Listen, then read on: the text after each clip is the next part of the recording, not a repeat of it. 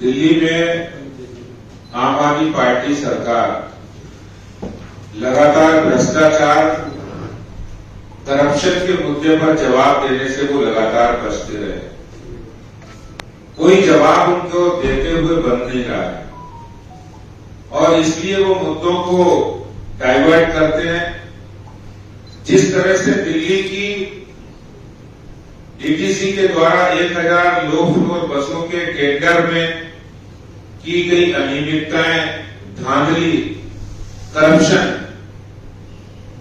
जनता के सामने आया है, तब से इस मुद्दे पर वो बोल नहीं रहे। और जिस तरह से माननीय उपराज्यपाल जी ने जो बातें पब्लिक डोमेन में लाए हैं, उससे ये बात स्पष्ट हो गई है कि जो आम आदमी पार्टी है, झूठ बोल रहे हैं आप प्रवक्ता कि वो तो टेंडर ही नहीं हुआ था। वो टेंडर हुआ था, हमने कैंसिल कर दिया था या वर्क ऑर्डर ही नहीं किया। आज मैं आपको बताना चाहता हूं कि किस तरह से 1000 लो फ्लोर बसों को खरीद की टेंडर हुआ और उस टेंडर की प्रक्रिया में सीबीसी की गाइडलाइन को उल्लंघन किया गया, जनरल फाइनेंस रूल को उल्लंघन किया गया, प्रिक्योरमेंट ऑफ गुड्स के मैनुअल्स का उल्लंघन किया गया और टेंडर अपनी चहेती कंपनी को दिया जाए, इसके लिए पहले से ही गोटियां बिठाई गई। आम आदमी पार्टी ने टेंडर अपनी जान पहचान वाली अपनी चहेती कंपनी को टेंडर मिले, इसके लिए पहले से ही गोटियां बिठा दी। और वो गोटियां क्या थी? 7 नवंबर 2019 को वो टेंडर डीटीसी बोर्ड में जाना था। अगर डीटीसी बोर्ड में कोई अधिकारी वहां का चेयरमैन होता तो वो ऑब्जेक्शन कर सकता था। इसलिए उन्होंने नियम के खिलाफ जाकर परिवहन मंत्री कैलाश गहलोत को एक दिन पहले 6 नवंबर को डीटीसी बोर्ड का चेयरमैन बना दिया, क्योंकि 7 नवंबर को वो टेंडर जो किया था, उस टेंडर का पूरा प्रोसेस जो बोर्ड में अप्रूवल के लिए जाता है, उसमें जाना था, अप्रूव करना था उन्हें। तो पहले से ही उन्होंने तैयारी की कि कैलाश गहलोत जो अरविंद केजरीवाल सरकार के परिवहन मंत्री भी, उनके इशारे पर, अरविंद केजरीवाल के एक इशारे पर अक्षरशः काम करते हैं। इसलिए उन्होंने कैलाश गहलोत को डीटीसी का चेयरमैन बना दिया, नियमों की धज्जियां उड़ाते हुए। तो ये मंशा उनकी पहले से थी कि बड़ा घोटाला करना है।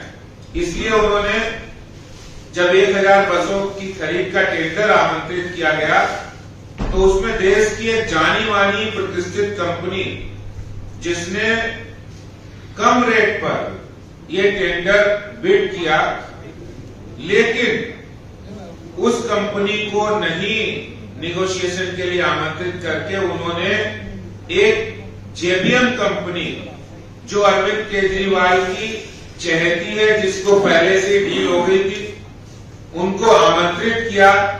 उनके साथ नेगोशिएशन करके उन्होंने जहां एक और दिल्ली और देश की टैक्स पेयर के पैसे को उड़ाते हुए, उनको उनके पैसे का मजाक बनाते हुए ज्यादा पैसे में वो टेंडर अप्रूव किया और कॉन्ट्रैक्ट को अवार्ड भी कर दिया। जैसे ही ये बात भारतीय जनता पार्टी और विपक्ष के नाते विपक्ष की ने उठाई, विधानसभा में उठाई, तो उन्होंने आनन फानन में इस टेंडर को कैंसिल नहीं किया है। इस टेंडर को एडवांस में, यानी वो मात्र कुछ दिनों के लिए रोक दिया गया है और ये करके उन्होंने ऐसा भ्रष्टाचार किया है। पहले से ही डील हुई है।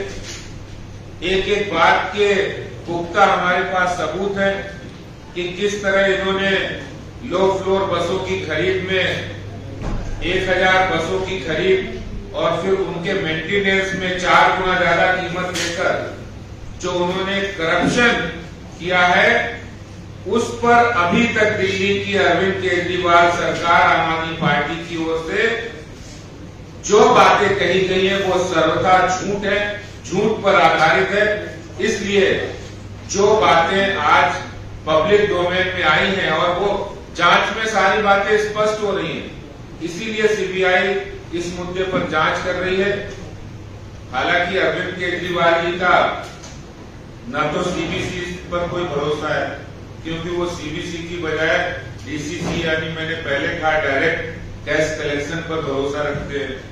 उनका सीबीसी पर कोई भरोसा नहीं है।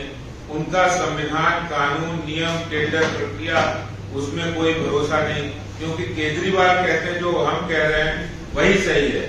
और ये आज एक बड़ा भ्रष्टाचार आम आदमी पार्टी का सामने आया है।